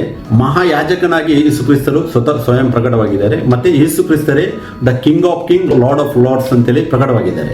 ಈ 3 ಪೊಸಿಷನ್ಸ್ ಏನಿದೆ ಅದನ್ನು 3 ಪೊಸಿಷನ್ ಅನ್ನು ಆತನ ಧಾರ್ಮಿಕ ಮುಖಂಡನಾಗಿ ತನ್ನದಾಗಿಸಿಕೊಂಡಿದ್ದಾನೆ. ಅಂದ್ರೆ ಆತನು ದೇವರನ್ನು ದೂಷಿಸಿದ್ದಾನೆ. ಮತ್ತೆ ಆತನ ನಾಮವನ್ನು ದೂಷಿಸುವುದು ಹೇಗೆ? ನಮಗೆ ಹೊಸ ಒಡಂಬಡಿಕೆಯಲ್ಲಿ ಬೈಬಲ್ ಕ್ಲಿಯರ್ ಆಗಿ ಹೇಳ್ತದೆ, ಯಾವ ಕ್ರಿಯೆ ಮಾಡಿದರೂ ಕೂಡ ಅದೆಲ್ಲವೂ ಯೇಸು ಕ್ರಿಸ್ತನ ಹೆಸರಿನಲ್ಲಿ ಮಾಡಬೇಕಂತೇಳಿ. ಬಟ್ ಇವರು ಏನ್ ಮಾಡಿದ್ದಾರೆ?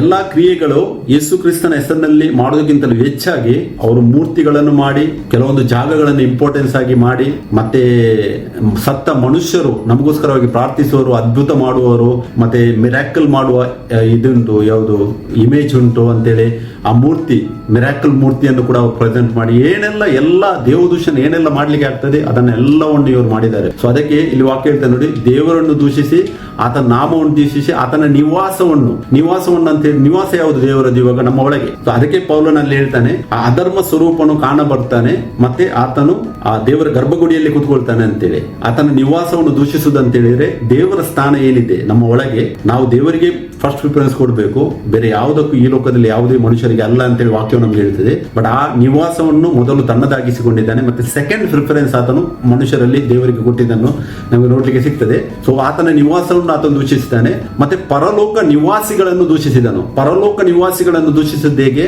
ಆತನು ಮಾಡಿದ ಎಕ್ಸ್ ಕಮ್ಯುನಿಕೇಶನ್ ಇಂದ, ಇನ್ಕ್ವಿಸಿಷನ್ಸ್ ಇಂದ ಇಷ್ಟು ಸ್ಟಡಿ ಮಾಡಿದ್ರೆ ಗೊತ್ತಾಗ್ತದೆ ಎಷ್ಟು ಜನ ಟ್ರೂ ಕ್ರಿಶ್ಚಿಯನ್ಸ್ ಅನ್ನು ಕೊಂದಿದ್ದಾರೆ ಅಂತೇಳಿ. ಸೊ ಈ ಪ್ರಕಟಣೆ 13:6 ವಾಕ್ಯ ಏನಿದೆ ಇದು ತುಂಬಾ ಒಂದು ಡೀಪ್ ಆದ ಮೀನಿಂಗ್ ಕೊಡುವಂತದ್ದಾಗಿದೆ. ಸೊ ಅದಕ್ಕೆ ಆತನು ಇದೆಲ್ಲವನ್ನು ಮಾಡಿದ್ದಾನೆ ಅಂತೇಳಿ ನಮಗೆ ಹಿಸ್ಟ್ರಿಯಲ್ಲಿ ಫುಲ್ ಪ್ರೂಫ್ ಸಿಗ್ತದೆ. ಸೊ ಅದಕ್ಕೆ ಯೇಸು ತನ್ನ ಜನರನ್ನು ಮತ್ತು ಈ ಸಾರ್ವಭೌಮತ ಸಭೆಗಳೇನಿದೆ ಒನ್ ಮ್ಯಾನ್ ರೂಲಿಂಗ್ ಅಲ್ಲಿ ಮಾಡ್ತಾರೆ, ಅವರಿಂದ ಯೇಸು ಕ್ರಿಸ್ತರು ಹೊರಗೆ ಕರೆಯುತ್ತಾರೆ. ಯಾಕಂತ ಹೇಳಿದ್ರೆ ಹೊಸ ಒಡಂಬಡಿಕೆಯಲ್ಲಿ ಬೈಬಲ್ ನಮಗೆ ಸ್ಪಷ್ಟವಾಗಿ ಹೇಳ್ತದೆ, ಒಂದು ಸಭೆ ಅಂತ ಹೇಳಿದ್ರೆ ಮಿನಿಮಮ್ 2 ಅಥವಾ 3 ಹಿರಿಯರು ನಡೆಸಬೇಕಂತೇಳಿ. ಒಬ್ಬ ಮನುಷ್ಯ ಅಧಿಕಾರವನ್ನು ಹೊಂದಿಕೊಂಡು ಸಭೆಯನ್ನು ನಡೆಸಲಿಕ್ಕೆ ಎಲ್ಲಿಯೂ ವಾಕ್ಯ ತೋರಿಸುವುದಿಲ್ಲ. ತೀತ 1:5 ಓದುವಾಗ ಅಲ್ಲಿ ಪೌಲನು ಕ್ರೇತ ದ್ವೀಪದಲ್ಲಿ ಅಲ್ಲಿ ತೀತನಿಗೆ ಹೇಳ್ತಾನೆ, ನೀನು ಅಲ್ಲಿರುವ ಆ ಸಿಸ್ಟಮ್ ಅನ್ನು ಸರಿ ಮಾಡು, ಅಲ್ಲಿ ಸಭೆಯ ಹಿರಿಯರನ್ನು ನೇಮಿಸು ಅಂತೇಳಿ ಆತನು ಉಲ್ಲೇಖ ಮಾಡಿದ್ದಾನೆ ವಾಕ್ಯ ಉಂಟು. ಮತ್ತೆ ಅಪೊಸ್ತಲಗಳು 20:28 ನಾವು ನೋಡಬಹುದು, ಅಲ್ಲಿ ವಾಕ್ಯ ಹೇಳ್ತಿದೆ, ಪವಿತ್ರಾತ್ಮನೇ ಸಭೆಯ ಯಾರು ಹಿರಿಯರ್ಸ್ ಇದ್ದಾರೆ ಅವರನ್ನು ಅಪಾಯಿಂಟ್ ಮಾಡ್ತಾ ಇದ್ನು. ಅಪೊಸ್ತಲಗಳು 13ನೇ ಅಧ್ಯಾಯ ಓದುವಾಗ ಅಲ್ಲಿ ಕೂಡ ಅವರು ಪ್ರಾರ್ಥನೆ ಮಾಡಿ ಉಪವಾಸ ಮಾಡಿ ಸಭೆಯ ಹಿರಿಯರನ್ನು ನೇಮಿಸ್ತಾ ಇದ್ದಾರೆ ಅಂತೇಳಿ ವಾಕ್ಯ ಹೇಳ್ತಿದೆ ಪ್ರಿಯರೇ ಸ್ಪಷ್ಟವಾಗಿ. ಸೊ ಆ ಎಲ್ಲ ಸಿಸ್ಟಮ್ ಅನ್ನು ಬದಲು ಮಾಡಿದ್ದಾರೆ. ದಾನಿಯೇಲ 7:25 ವಾಕ್ಯದ ಪ್ರಕಾರ ಅದೆಲ್ಲ ಮಾಡಿದ ಆತನು ಈತನೇ. ಅಲ್ಲಿ ಹೇಳಿದ ವಾಕ್ಯವು ಆತನ ವ್ಯವಸ್ಥೆಯನ್ನು ಬದಲಿಸುವನಂತೇಳಿ. ಆ ವ್ಯವಸ್ಥೆಯನ್ನು ಬದಲಿಸಿದ್ದು 1-2 ವಿಷಯಗಳಲ್ಲೆಲ್ಲ ಈ ಕ್ಯಾಲೆಂಡರ್ ಸಿಸ್ಟಮ್ ಅನ್ನೇ ಬದಲಿಸಿದ್ದಾನೆ. 1582 ಸೆಂಚುರಿಯಲ್ಲಿ ಕ್ಯಾಲೆಂಡರ್ ಏನಿದೆ, ಇವಾಗ ಮೊದಲು ಕ್ಯಾಲೆಂಡರ್ ಲೂನಾರ್ ಕ್ಯಾಲೆಂಡರ್ ಫಾಲೋ ಮಾಡ್ತಾ ಇದ್ರು, ಬಟ್ ಅದನ್ನೇ ಗ್ರೆಗಾರಿಯನ್ ಕ್ಯಾಲೆಂಡರ್ ಆಗಿ ಚೇಂಜ್ ಮಾಡಿದ್ದಾನೆ. ಗ್ರೆಗಾರಿಯನ್ ಕ್ಯಾಲೆಂಡರ್ ಅಂತ ಹೇಳಿದ್ರೆ ಆತನ ಹೆಸರು, ಪೋಪಿನ ಹೆಸರು ಗ್ರೆಗರಿ. ಆ ಟೈಮ್ ಇದ್ದ ಪೋಪ್ ಅವನು, ಆತನ ಹೆಸರಿನಿಂದಲೇ ಇವಾಗ ಕ್ಯಾಲೆಂಡರ್ ನಡೀತಾ ಇದೆ. ಅದರಲ್ಲೂ ಕೂಡ ಅಕ್ಟೋಬರ್ 4 ಇಂದ ಡೈರೆಕ್ಟ್ ಆತನ ನೆಕ್ಸ್ಟ್ ಡೇ ಸ್ಟಾರ್ಟ್ ಮಾಡಿದ ಅಕ್ಟೋಬರ್ 15 ಇಂದ ಸ್ಟಾರ್ಟ್ ಮಾಡಿದ್ದಾನೆ. ಅಂದ್ರೆ 10 ದಿನ ಏನು, ರಫ್ಲಿ 10 ದಿನ ಏನಿದೆ ಅದು ಮಿಸ್ಸಿಂಗ್ ಆಗಿದೆ ಕ್ಯಾಲೆಂಡರ್ ಇಂದ. ಸೊ ಆ ತರದ್ದೆಲ್ಲ ವ್ಯವಸ್ಥೆಯನ್ನು ಬದಲಿಸಿದ್ದಾನೆ. ಮತ್ತೆ ಸಭೆ ಒಳಗಡೆ ಅಂತೇಳಿ ಕೇಳುವುದೇ ಬೇಡ, ಯಾಕಂದ್ರೆ ದೇವರ ವಾಕ್ಯಕ್ಕೆ ಯಾವುದೇ ರೆಸ್ಪೆಕ್ಟ್ ಇಲ್ಲ. ಏನು ಆತನಿಗೆ ಬೇಕು ಶಾಸನ, ದೇವರ ವಾಕ್ಯದ ವಿರುದ್ಧವಾದದ್ದನ್ನೇ ಎಲ್ಲ ಮಾಡುವುದನ್ನು ನಾವು ಬಲ್ಲಾತರಾಗಿದ್ದೇವೆ. ಪುನಃ ಅದನ್ನು ನಾನು ಹೇಳಿಕ್ಕೆ ಹೋಗುದಿಲ್ಲ, ಟೈಮ್ ಆಗ್ತಾ ಉಂಟು. ಪ್ರಕಟಣೆ 18:4 ಹೇಳ್ತದೆ, ನನ್ನ ಪ್ರಜೆಗಳೇ ಅವಳನ್ನು ಬಿಟ್ಟು ಬಂದಿರಿ. ಅವಳನ್ನು ಅಂತ ಹೇಳುವಾಗ ಸಭೆಯನ್ನು ಅಂತೇಳಿ 2 ಕೊರಿಂಥಿಯರ್ 11:2 ಅಲ್ಲಿ ಪೌಲನು ಹೇಳಿದ್ದಾನೆ. ಸಭೆಗೆ ಅವಳು ಅಂತೇಳಿ, ಸ್ತ್ರೀ ಅಂತೇಳಿ ಉಲ್ಲೇಖವಾಗಿದೆ. ವಾಕ್ಯ ಹೇಳ್ತದೆ, ನನ್ನ ಪ್ರಜೆಗಳೇ ಅವಳನ್ನು ಬಿಟ್ಟು ಬಂದಿರಿ, ನೀವು ಅವಳ ಪಾಪಗಳಲ್ಲಿ ಪಾಲುಗಾರರಾಗಬಾರದು, ಅವಳಿಗಾಗುವ ಉಪದ್ರವಗಳಿಗೆ ಗುರಿ ಆಗಬಾರದಂತೇಳಿ ವಾಕ್ಯ ಹೇಳುತ್ತದೆ. ಯಾಕೆಂತ ಹೇಳಿದ್ರೆ ದೇವರ ಜಡ್ಜ್ಮೆಂಟ್ ಬರುವಾಗ ಯಾರೆಲ್ಲ ಆ mark of the beast, next topic ನಾವು ಧ್ಯಾನಿಸುವ ಯಾವ ತರ mark of the beast apply ಆಗ್ತದೆ ಅಂತೇಳಿ, ಅಂದ್ರೆ ಆ ಮಾರ್ಕ್ ಯಾವ ತರ ಆ ಮಾರ್ಕ್ ಕೆಳಗೆ ನಾವು ಬರ್ತೀವಿ ಅಂತೇಳಿ ಅದನ್ನು ನಾವು ಧ್ಯಾನಿಸುವ. ಬಟ್ ಯಾರೆಲ್ಲ ಆ 666 ನಂಬರ್ ಅನ್ನು ಹೊಂದಿದ್ದಾರೆ, ಅಂದ್ರೆ ಸ್ಪಿರಿಚುವಲಿ ಹೊಂದಿದ್ದಾರೆ, ಆಲ್ರೆಡಿ ಹೊಂದಿದ್ದಾರೆ, ಯಾರೆಲ್ಲ ಆತನ ಶಾಸನವನ್ನು ಪಾಲಿಸ್ತಾ ಇದ್ದಾರೆ ಅವರ ಮೇಲೆಲ್ಲ ಇದು ಆಲ್ರೆಡಿ ಅಪ್ಲೈ ಆಗಿದೆ. ಸೊ ಅದಕ್ಕೆ ವಾಕ್ಯ ಹೇಳ್ತದೆ, ಅವಳನ್ನು ಬಿಟ್ಟು ಹೊರಗೆ ಬನ್ನಿರಿ ಅಂತ. ಯೇಸು ಕ್ರಿಸ್ತರು ಎಲ್ಲರನ್ನು ಪ್ರೀತಿಸ್ತಾರೆ ಪ್ರಿಯರೇ. ಇಲ್ಲಿ ಹೇಳ್ತಾರೆ, ನನ್ನ ಪ್ರಜೆಗಳೇ ಅವಳನ್ನು ಬಿಟ್ಟು ಬನ್ನಿರಿ ಅಂತೇಳಿ. ಸೊ ಅದಕ್ಕೆ ನಮಗೆ ಯೇಸು ಕ್ರಿಸ್ತನನ್ನೇ ಆರಾಧಿಸಿ ಯೇಸು ಕ್ರಿಸ್ತನನ್ನೇ ಮಹಿಮೆ ಪಡಿಸುವುದು ತುಂಬಾ ಅವಶ್ಯಕವಾಗಿದೆ. ನಾನು ದೇವರಿಗೆ ಸ್ತೋತ್ರವನ್ನು ಸಲ್ಲಿಸ್ತೇನೆ. ಈ ಒಂದು ಭಾಗದಲ್ಲಿ ಈ 666 ಎನ್ನುವಂಥದ್ದು ಇದನ್ನ ಅಂಡರ್ಸ್ಟ್ಯಾಂಡ್ ಮಾಡುವಂತಹ ಒಂದು ಕೃಪೆಯನ್ನು ಕೊಟ್ಟಿದ್ದಕ್ಕಾಗಿ ದೇವರು ನಾನು ಅದಕ್ಕೆ ಸ್ತೋತ್ರವನ್ನು ಸಲ್ಲಿಸ್ತೇನೆ. 666 ಎನ್ನುವಂಥದ್ದು ಅದು ಲ್ಯಾಟಿನ್ ನೋಸ್ ಅಂತೇಳಿ ಗ್ರೀಕ್ ವರ್ಡ್ ಆಗಿದೆ. ಲ್ಯಾಟಿನ್ ನೋಸ್ ಅಂತ ಹೇಳಿದ್ರೆ ಲ್ಯಾಟಿನ್ ಮ್ಯಾನ್ ಅಂತೇಳಿ ಸ್ಪಷ್ಟವಿದೆ. ನಾನು ನಿಮ್ಗೆ ಎನ್ಕರೇಜ್ ಮಾಡ್ತೇನೆ, ಇದರ ಮೇಲೆ ನೀವು ಧ್ಯಾನಿಸಿ ಸ್ಟಡಿ ಮಾಡಿ ಮತ್ತೆ ಸತ್ಯವನ್ನು ತಿಳ್ಕೊಳ್ಳಿರಿ ಪ್ರಿಯರೇ. ಲಾಸ್ಟ್ ಗೆ ರ್ಯಾಪ್ಚರ್ ಆದ್ಮೇಲೆ ಮತ್ತೆ ಟೈಮ್ ಇದೆ ಅಂತೇಳಿ ವಾಕ್ಯ ಇಲ್ಲಿಯೂ ಹೇಳುವುದಿಲ್ಲ. ಪುನಃ ಹೇಳ್ತೇನೆ, ರ್ಯಾಪ್ಚರ್ ಅಂತೇಳಿ ವರ್ಡೇ ಇಲ್ಲ ಬೈಬಲ್ ಅಲ್ಲಿ. ಪುನರುತ್ಥಾನ, ಮೊದಲನೇ ಪುನರುತ್ಥಾನ ಅಂತೇಳಿ ಉಂಟು.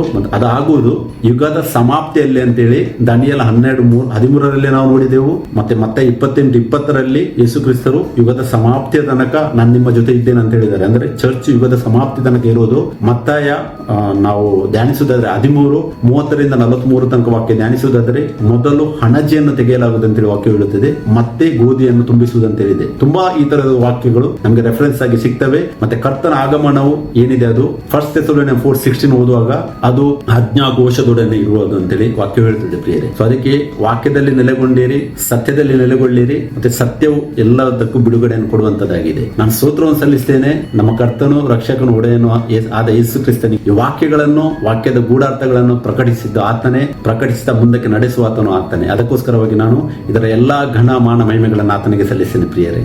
Thank you. Praise the lord. Amen.